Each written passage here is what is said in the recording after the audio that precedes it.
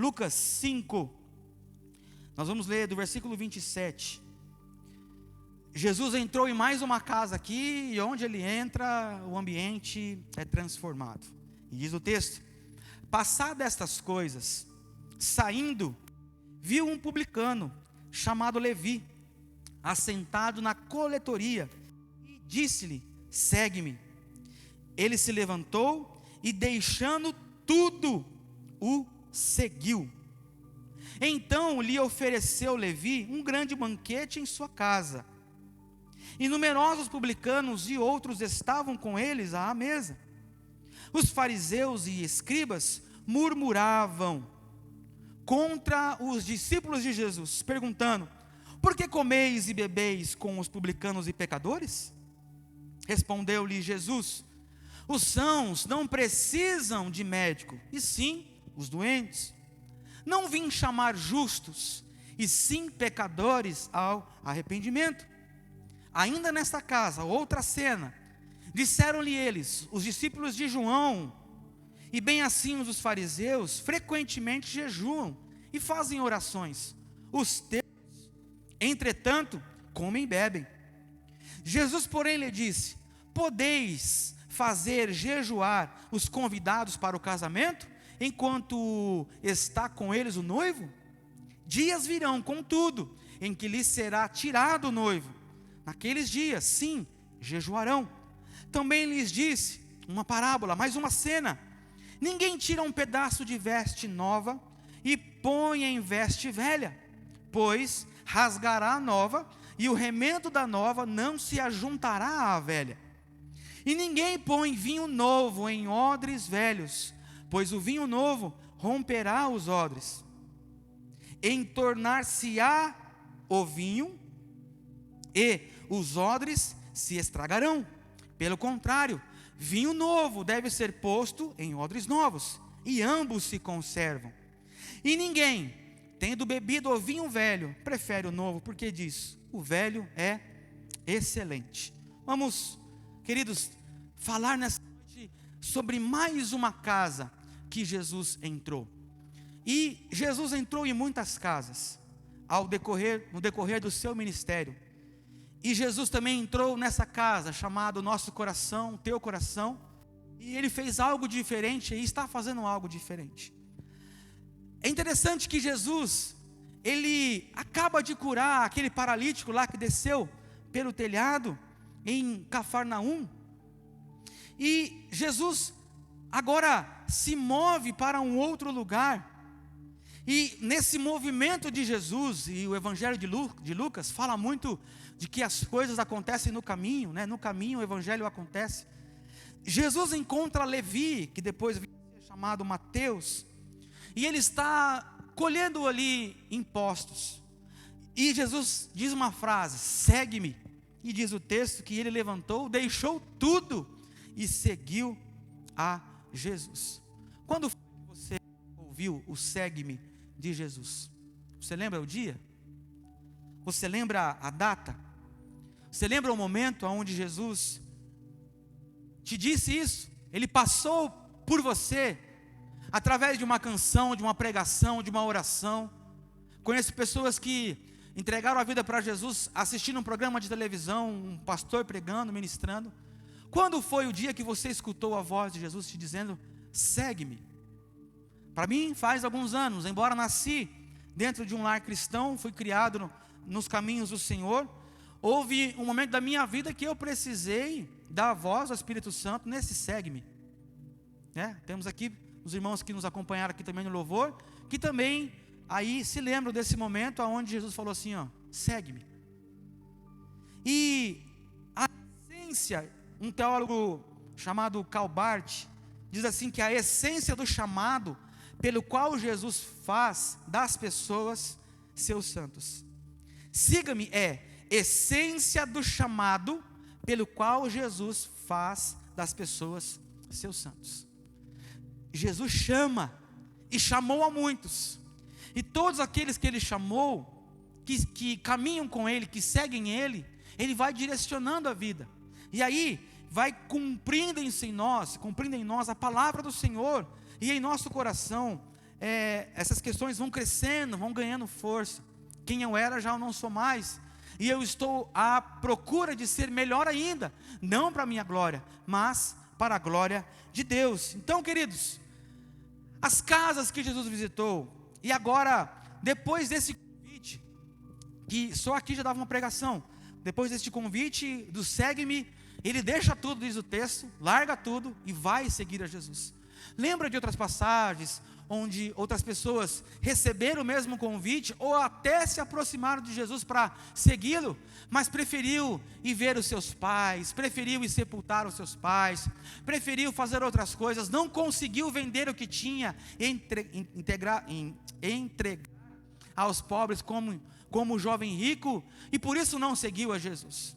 Outros quiseram seguir a Jesus, foi o gadareno, e ele segurou aquele homem naquele lugar e disse: volta para sua casa, para a sua família te ver, para os seus vizinhos te ver, para você dar testemunho da sua fé naquele lugar. Mas mesmo assim, o gadareno não deixou de seguir a Jesus em seus exemplos, em seus ensinamentos. Uma cena importante acontece, mas depois dessa cena, Mateus convida Jesus para ir para a casa dele, e aí acontecem coisas fantásticas, coisas maravilhosas. Mateus, antes de nós entrarmos aqui nos pontos do texto, Mateus trabalhava na coletoria de impostos da cidade. Pensa em alguém odiado. Se tinha alguém odiado naquele tempo, era Mateus, pelo seu povo. Por quê? Ele era funcionário do Império Romano, ele era funcionário do governo, e por ser funcionário do governo, ele estava numa posição privilegiada. E naquele tempo a carga de imposto era muito alta sobre os trabalhadores, sobre o povo, em especial sobre o povo de Deus. E quem estava sentadinho lá cobrando os impostos dos trabalhadores, do povo sofrido, do seu mesmo povo, era Mateus. Então, ele era funcionário do Império Romano, logo, ele pertencia a uma das classes de pessoas mais odiadas pelos judeus. Podiam, pois entendiam que ele havia se vendido para o governo. Ele era o vulgo trairão. Lá nas conversas, lá quando passava Mateus, o pessoal falava lá, o trairão. Trairão era o Mateus. E além disso tudo, o texto não fala se ele era honesto ou se não era, mas havia um estigma na sociedade de que os coletores, eles eram ladrões e traidores. Ladrões e traidores. Então, Mateus, ao receber o convite de Jesus, imagina, alguém estigmatizado pela sociedade de ladrão, de traidor, de tudo aquilo que as pessoas falam. Talvez as suas intenções, o seu coração de fato havia pecado, porque todos nós temos pecado.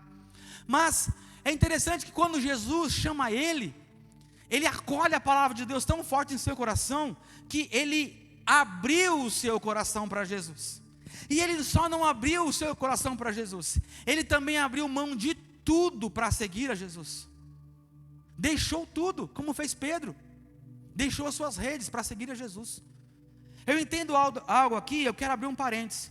Deus não chama ninguém desocupado. Deus sempre vai chamar pessoas que estão ocupadas, que estão na luta, na batalha. Não importa onde você está, Deus chama pessoas ocupadas. Talvez você está ouvindo a voz, siga-me, siga-me, siga-me, há muito tempo. Mas você fala, eu estou ocupado, eu não tenho tempo para isso, eu preciso estudar primeiro, eu preciso formar família primeiro, eu preciso comprar meu carro primeiro, eu preciso, fazer alguma coisa primeiro. Mas o convite de Jesus sempre vem a pessoas que estão na lida, na luta, no trabalho, na labuta, fazendo, executando funções, porque Deus ama chamar pessoas que estão ocupadas. Quando Deus me chamou, estávamos assim. Quando Deus me chamou para o ministério, eu disse, Senhor, eu estou ocupado com outras coisas, eu tenho que correr atrás de dinheiro. E o cerco foi se apertando, até que eu deixei, me rendi à voz de Deus em meu coração, deixar tudo para segui-lo. Mas Mateus não só abriu seu coração para Jesus, não só abriu mão de tudo para seguir a Jesus, mas também ele abriu sua casa para Jesus. E ele reuniu a galera, ele reuniu seus amigos, os cobradores de impostos, a galera que era chamada de ladrões, traidores. E juntaram-se todos ali nessa casa. Nessa casa tinha muita gente. Tinha cobrador de impostos, o texto fala que tinha pecadores, tinha fariseus ali, tinha escribas, tinha os discípulos de Jesus e também, não menos e tão especial, Jesus estavam naquele lugar. Então, cabe aqui, queridos, destacar 4 características da nova vida proposta por Jesus para todos que queiram segui-lo. Então aprendo nessa noite que a casa que Jesus entra, ele traz nova vida. Aleluia. A casa que Jesus entra, ele traz nova vida. Então vamos ver quais são as características da nova vida proposta por Jesus para nós. Mateus recebeu isso de primeiro momento. Os seus amigos que estavam ali também receberam isso no primeiro momento. Os fariseus e escribas também. Nós recebemos agora e nós acolhemos a palavra do Senhor. Amém, queridos? Glória a Deus. Em primeiro lugar, quando Jesus entra na casa, ele ministra saúde espiritual. O texto fala do verso 29 até o verso 32, que por Jesus estar reunidos com esses grupos, os fariseus e escribas murmuravam contra os discípulos de Jesus. Por que ele come e bebe? Por que vocês comem e bebem com publicanos e pecadores? E aí Jesus, que entra na casa para trazer cura, Jesus que entra na casa para trazer saúde espiritual, ministra e fala àqueles homens: os sãos não precisam de médico, e sim os doentes. Não vim chamar justos, e sim pecadores ao arrependimento. Jesus aqui, quando ele entra nessa casa, ele se apresenta como a figura de um médico espiritual para os corações daqueles homens doentes que estavam ali. É bem verdade que não era só os publicanos e os pecadores que estavam enfermos por conta do pecado, os fariseus e escribas também. Mas a diferença é que eles não reconheciam isso em seus corações e fazem uma crítica a Jesus que se aproximam desses. E Jesus dá essa palavra, dá essa direção e se apresenta como um médico espiritual para esses homens. Jesus quer dar saúde espiritual a pecadores e enfermos. Para os fariseus, Mateus e seus amigos eram pecadores condenados, mas para Jesus eram pacientes espiritualmente enfermos. O pecado, ele é como uma doença. Se nós, eu disse isso algumas lives atrás aí, se nós nos preocupássemos tanto com o pecado e em nos proteger disso, blindar as nossas emoções, a nossa família, a nossa vida espiritual, como nós estamos fazendo com o coronavírus, o mundo estaria muito melhor. O pecado é uma doença. O pecado, quando entra no coração do homem e da mulher, ele destrói a vida. O pecado, quando encontra uma brecha, ele acaba com famílias. O pecado, quando encontra uma brecha na sua vida financeira, ele te quebra totalmente. O pecado é uma doença, e estava ali Jesus com esses homens doentes. E Jesus entrou na casa, e Jesus foi convidado por Mateus, e ele se reuniu com esse povo naquele lugar, porque ele é um médico maravilhoso, queridos. E eu quero dizer para você nessa noite, em nome de Jesus, talvez você esteja doente em seu espírito, em sua alma, talvez você se esfriou por conta da doença chamada pecado, mas eu quero te dizer nessa noite, Jesus entra na casa que é o teu coração, para trazer para você saúde espiritual, aleluia. Ele quer ministrar saúde espiritual para você, como ele fez com esses homens, aqui nesse lugar. Foi para nós que Jesus veio, não é para quem acha que é bom, não é para quem acha que é merecedor, é para nós que somos pecadores, é para você, é para mim. Se o pecado tem adoecido a tua alma, se o pecado tem adoecido o teu coração, se o pecado tem desestabilizado a tua família, o médico dos médicos está hoje aí na sua casa, em seu coração, e Ele quer ministrar para você saúde espiritual. Quando Jesus entra na casa, Ele ministra saúde para as nossas vidas, aleluia. Há uma outra cena nesse texto, eu acho interessante, daria 4 pregações, cada parte desse texto, mas tudo acontece dentro da casa. Eu entendo que tudo isso é proposta de Jesus para uma nova vida. Primeiro Ele nos perdoa, e foi assim que aconteceu com todos nós.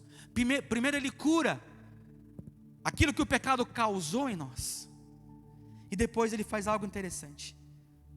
Segundo ponto, quando Jesus entra na casa, Ele ministra alegria espiritual. Dos versos 33 aos versos 35, há uma discussão aqui quanto ao jejum. Eu não quero entrar aqui, aprofundar esse tema hoje, sobre o jejum, mas eu quero dizer algo para os irmãos, que nesse texto apresenta. Não era só a presença de Jesus e seus discípulos no ambiente que gerava incômodo ali, não era só isso. Eles estavam também incomodados porque tinha alegria no coração deles. A mesa nesse período era uma mesa baixa, e as pessoas tinham o hábito de se assentar e se debruçar para comer nessa mesa. E ali está os discípulos de Jesus, os publicanos, os pecadores, Mateus, Jesus, sentado, conversando, rindo, vivendo a vida. Então não era só a presença de Jesus ali que incomodava, era a alegria que tinha no coração deles. Porque possivelmente a prática da religião dos fariseus não dava muita alegria para eles. Eles não tinham alegria, só era cobrança. Cobrança, cobrança, cobrança, cobrança. Pensa num povo triste, abatido, angustiado. E quando veio o Filho do Homem, Jesus Cristo, e começou a se alegrar com os discípulos, e se alegrava com as crianças, lembra de um período que as crianças começaram a rodear Jesus, e os discípulos já quiseram botar para lá. Ei, calma, calma. Deixai vir a mim os pequeninos, não os embaraceis, porque dos tais é o reino dos céus. Eu não sei você, queridos, mas eu tenho uma imagem na minha cabeça, embora Ele era o servo sofredor, embora Ele foi o homem de dores, eu tenho uma imagem de Jesus, uma pessoa alegre, uma pessoa brincalhona, uma pessoa que interagia com as pessoas através da sua simpatia, da simplicidade que Ele era. E é interessante que isso acontece nesse lugar, onde tem essas pessoas carrancudas, de cara fechada, bravos, e Jesus apresenta aqui a figura do noivo. Ele diz o seguinte: o noivo está presente. Pode haver tristeza no coração das pessoas? A figura do noivo, e naquele período os casamentos duravam cerca de 1 semana, e durante 1 semana havia celebração, havia festa. Você já foi a algum casamento que só tem tristeza? É difícil. Eu já vi algumas coisas, já ouvi falar algumas coisas que aconteceram em casamentos que foram tristes, mas 99,9% da expectativa de quem promove dos noivos é o que? Alegria. Está ali tua família, está ali os seus amigos, está ali a celebração, a união da noiva com o noivo, algo divino, maravilhoso, bíblico para as nossas vidas. E Jesus apresenta essa figura do noivo, Ele sendo noivo. E eu aprendo uma coisa, que a vida cristã é uma festa, ela não é um funeral. Jesus veio para nos trazer alegria. Jesus entra na casa para trazer alegria. Você conhece o noivo? Você é amigo do noivo? Então participe dessa alegria. Viva experiências de alegria com o Senhor. Quando Ele entra na casa, Ele perdoa. E quando eu recebo perdão, o que tem nos meus lábios, queridos? Alegria. A palavra do Senhor diz que quando um pecador se arrepende, há alegria nos céus, há regozijo nos céus. Portanto, receba o perdão de Deus se você o confessou, e tenha alegria no seu coração. Deixe a alegria de Deus entrar em sua vida, deixe a alegria de Deus entrar em sua família. Ele veio trazer a alegria espiritual. O noivo está presente, celebre a presença do noivo. Nós somos a noiva e Ele é o noivo. Vamos celebrar até o grande dia, onde nós chegaremos nas mansões celestiais para as bodas do Cordeiro, aonde a noiva celebrará com o noivo a vitória de Jesus. Aleluia. Terceiro lugar, outra cena dentro desse texto, a nova vida de Jesus. Fui perdoado, tenho alegria em meu coração. Mas quando Jesus entra na casa, Ele ministra plenitude espiritual. Ele usa uma situação, Ele diz assim: ninguém tira um pedaço de veste nova e põe em veste velha, pois rasgará a nova, e o remendo da nova não se ajuntará à velha. Olha a situação que Jesus usa aqui. Ele usa a ilustração do pano para nos contar algo tremendo para as nossas vidas. Jesus não veio remendar as coisas velhas, mas Ele veio para dar coisas novas. Jesus não vem para criar em nós colcha de retalho. O texto é claro, e você não tem coragem de fazer isso, de comprar uma roupa nova e cortar um pedaço dela e colocar numa roupa velha. Na primeira lavagem vai rasgar tudo e você vai estragar a nova e não vai nem usar mais a velha. Não tem como a gente querer que Deus faça coisas em nós, se nós não morrermos para a velha criatura, se a velha criatura não for sepultada. Deus não faz arranjos, Deus não trabalha desse jeito, queridos. Ele faz coisas novas. Jesus não veio remendar a nossa vida para que depois ela se dilacere. Na Bíblia, as roupas simbolizam caráter e conduta. Quando os profetas, os homens, as mulheres rasgavam as suas vestes, era em sinal de angústia, de amargura, de tristeza, de lamento. Mas Jesus quer ministrar para nós essa noite, para a minha vida e para a sua vida, que Ele não faz remendos, queridos. Talvez eu e você, em muitas áreas da nossa vida, nós tentamos remendos. Deixa assim mesmo, Deus, eu quero que o Senhor conserte só aquele buraquinho ali, onde a traça comeu. E não acontece isso. E aí Deus tem uma roupa linda, maravilhosa para nos vestir. E nós queremos continuar com as roupas velhas, e que Ele retire um pedaço da roupa nova e cole em nós. Tem gente que a vida parece uma colcha de retalhos, vai juntando um monte de situações, tentando tapar os buracos da sua vida com um monte de coisa, e nada acontece. Nesta noite, queridos, em nome de Jesus, substitua essa colcha de retalhos hoje por uma veste nova de salvação. Ele veio para trazer plenitude espiritual. Ele não veio para remendar, é pleno o que Ele faz. Não dá para que Ele tire parte da roupa da salvação e coloque em nós. Deus faz a obra, e quando faz é por completo. Coloque-se diante de Deus com o coração perdoado e alegre e fala: Senhor, tira essas vestes velhas, tira essa veste furada pela traça do pecado, tira essa veste furada pela traça do orgulho, tira essa veste suja do pecado, rasgada. Me dê nesta noite vestes de alegria, vestes de salvação. Pai, coloque em mim aquilo que o Senhor preparou. Faça essa oração nessa noite. Quando Jesus entra na casa, Ele ministra plenitude. Plenitude, eu profetizo na sua vida em nome de Jesus, plenitude, todas as áreas da sua vida, que os remendos caiam, que as roupas velhas se rasguem, e que você seja revestido nessa noite com roupas novas, dado por Jesus Cristo. Aleluia. Em quarto e último lugar, a casa que Jesus entra, Ele gera nova vida. Ele gera, ou melhor, Ele ministra a abundância espiritual. E para essa figura Ele usa o odre. Ele usa o odre. Ninguém põe vinho novo em odres velhos, pois o vinho novo se romperá, e se tornará o vinho, e estragará o vinho, e os odres também estragarão. Pelo contrário, vinho novo deve ser posto em odres novos. Se o vinho novo, não fermentado, for colocado em odres velhos e quebradiços, a pressão do gás fará com que se rompa, e não haverá como aproveitar nem a bebida e nem os odres. Uma nova vida no Espírito não pode ser forçada para dentro. Não é por força e nem por violência, diz a palavra do Senhor. Deus não pode depositar algo novo, maravilhoso, extraordinário num odre velho, quebradiço, rompido.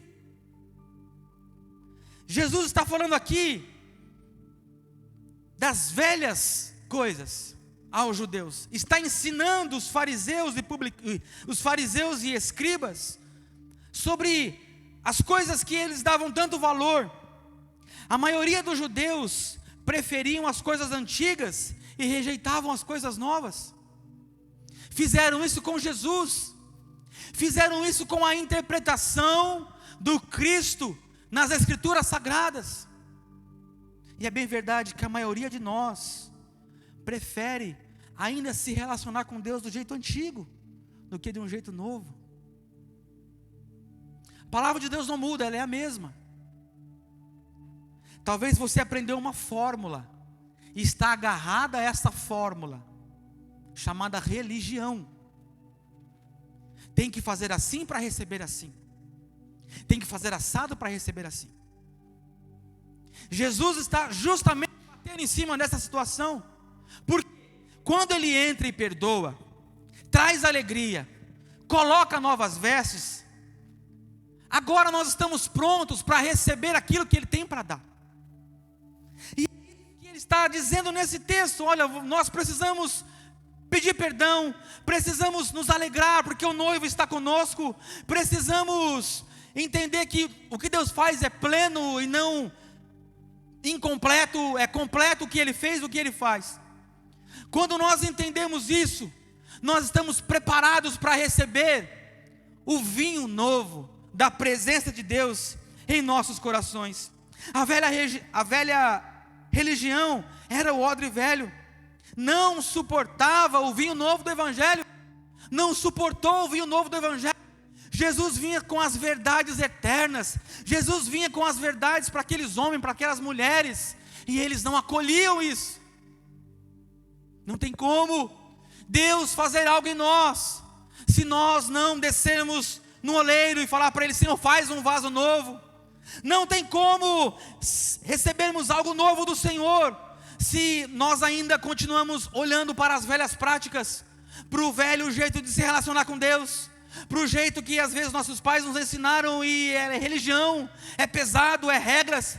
Jesus reverte isso, diz: é graça, é plenitude, é poder, é abundância. O Evangelho não é papel, o Evangelho não é fórmula, o Evangelho é uma pessoa. O Evangelho se chama Jesus Cristo, vivo, ressurreto, que quer ser derramado em nossas vidas nessa noite, através do seu Espírito Santo. Aleluia! O que Jesus estava fazendo não era mais, ou melhor, o que Jesus estava trazendo não era mais tábuas de leis em suas mãos como Moisés. Jesus trazia um carimbo para imprimir a palavra dele em nosso coração. É isso que Ele quer fazer. Ele quer tirar você desse legalismo, dessa maneira antiga de se relacionar com Deus. Ele quer trazer para você algo novo, algo que não será mais impressos em papel e nem em pedras, não, é algo impresso em nosso coração, tatuado em nosso coração, a palavra encarnada em Jesus Cristo, impressa em nossas vidas. Portanto, quando Jesus entra na casa, Ele ministra a abundância espiritual para a tua vida e para a minha vida, em nome de Jesus. Para encerrar, você tem duas opções nessa noite, e elas estão no último versículo 39. E ninguém, tendo bebido o vinho velho, prefere o novo, porque diz: o velho é excelente. Primeira opção que você tem nessa noite. Para você que ainda não entregou a sua vida a Jesus, segue a Jesus. E experimente que Ele entre em sua casa, seu coração, te perdoe, te dê plenitude de vida e abundância espiritual. Segunda opção, continuar bebendo vinho velho, costumeiro, o de sempre. Qual é a sua decisão nessa noite? Apocalipse 3:20 diz: eis que estou à porta e bato. O noivo está hoje à sua porta batendo. Ele diz: eu quero entrar e cear, eu quero celebrar, trazer vida, trazer alegria. Hoje, Jesus passa diante de mim e de você e nos convida: segue-me. E como diz aquele hino antigo, eu vou seguindo a Jesus Cristo. Deste caminho eu não desisto. Eu vou seguindo a Jesus Cristo. Para trás não olho. Não olho não. Aleluia. O convite de Jesus é um convite ao discipulado, à nova vida. E ele está recheado de promessas. Cura, alegria, plenitude e abundância. Portanto, Jesus Cristo continua a fazer novas todas as coisas. Ele faz novas todas as coisas no coração de você que já disse sim para Ele, que já é batizado, que já é professo. Ele faz novas hoje todas as coisas. Ele quer entrar de novo no seu coração e continuar a obra e o processo que Ele começou.